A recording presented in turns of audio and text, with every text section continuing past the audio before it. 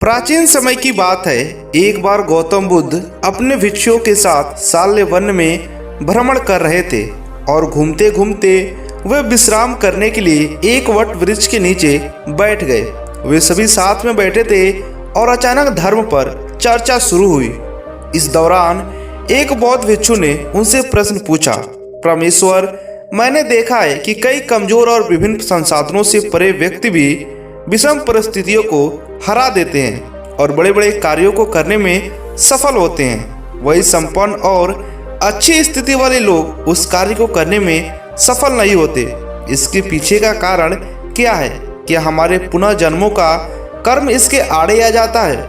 ऐसा नहीं है। गौतम बुद्ध ने उस बौद्ध भिक्षु की बात का उत्तर दिया और एक कहानी सुनाने लगे। विराट नगर में कुकीर्ति नाम का एक राजा शासन किया करते थे।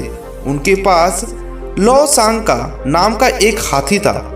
राजा ने कई सारे युद्ध इस पर सवार होकर विजय प्राप्त की थी। बाला अवस्था से ही लौसांग का इस प्रकार प्रशिक्षण किया गया था जिससे वह आगे चलकर युद्ध कला में निपुण हो सके। पर्वत के आकार के समान लौसांग जब सेना का प्रतिनिधित्व करता और हुंकार भरता तो डर के मारे शत्रु की सेना दबे पांव ही भाग जाती थी। जैसे व्यक्ति जन्म के बाद युवावस्था में हुआ जरावस्था को प्राप्त होता है, उसी प्रकार लौसांग भी बूढ़ा होने लगा। उसका शरीर कमजोर पड़ने लगा और तेज भी समाप्त होने लगा। वह अब हाथीशाला में केवल शोभा मात्र बनकर रह गया था। सेना के लिए भी उसकी अहमियत कम होने लगी थी, जिसके चलते उसकी ओर पहले जैसा ध्यान नहीं दिया जाता था। लौसांग को दिए जाने वाले भोजन की मात्रा भी कम कर दी गई।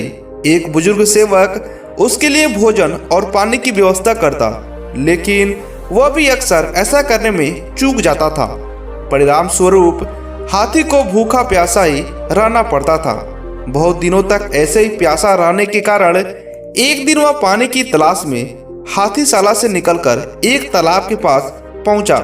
यह तालाब काफी पुराना था और लौसांग को पहले भी यहाँ पर लाया गया था। तालाब के पास पहुंचकर उसने भरपेट पानी पिया और फिर उस जल में स्नान करने चला गया। उस तालाब में कीचड़ होने के कारण वह हाथी उसमें फंस गया। वह जितना भी उस तालाब से निकलने का प्रयास करता था, उतना ही उसमें फंसता चला जाता था। अंत में वह हाथी गर्दन तक कीचड़ में फंस गया। जब राजा को यह खबर पहुंची तो उन्हें बहुत ही दुख हुआ। उन्होंने हाथी को निकालने के लिए बहुत ही प्रयास किए, लेकिन सभी विफल हो गए। उसकी यह दयनीय दशा देखकर वहां मौजूद सभी लोग निराश हो गए। जब एक के बाद एक सभी प्रयास निष्फल हो गए तो एक बुद्धिमान मंत्री ने उपाय सुझाया, जिसके बाद हाथी को बचाने वाले सभी लोगों को बुला लिया गया और उन्हें सैनिकों की तरह सुसज्जित किया गया और युद्ध का वातावरण बनाया गया। लौसांग के सामने युद्ध के नगाड़े बजने लगे और सेना इस प्रकार इधर उधर कूच करने लगी जैसे वे शत्रुओं के पक्ष से हो और उसकी तरफ आक्रमण करने के लिए आगे बढ़ रही हो। यह देखकर अचानक लौसांग ने ना जाने कैसे जोश आ गया और उसने बहुत जोर से हुंकार भरी। वह अपनी ओर बढ़ रहे सैनिकों पर आक्रमण करने के लिए पूरे बल से गर्दन तक फंसे कीचड़ को खदेड़ते हुए तालाब के किनारे जा पहुंचा। उसके बाद उसे सैनिकों पर आक्रमण करने से पहले ही बहुत ही मुश्किल से नियंत्रित कर दिया गया। यह कथा समाप्त करते हुए गौतम बुद्ध ने कहा, देखो, इस संसार में सबसे अधिक महत्वपूर्ण मनोबल ही है। यदि किसी व्यक्ति में मनोबल जाग उठे तो दुर्लभ हारा हुआ व्यक्ति भी असंभव को संभव कर दिखा सकता है और अनेक अपेक्षित सफलताएं हासिल कर सकता है। इस कहानी से हमें यह सीख मिलती है कि मन के हारे हार है और मन के जीते जीत। अर्थात यदि व्यक्ति के मन में ठान ले कि जीतना ही है तो वो विषम परिस्थितियों को भी विजय में प्राप्त करने से उसे कोई नहीं रोक सकता। इसलिए हमेशा खुद पर विश्वास रखिए, आपको सफलता अवश्य मिलेगी।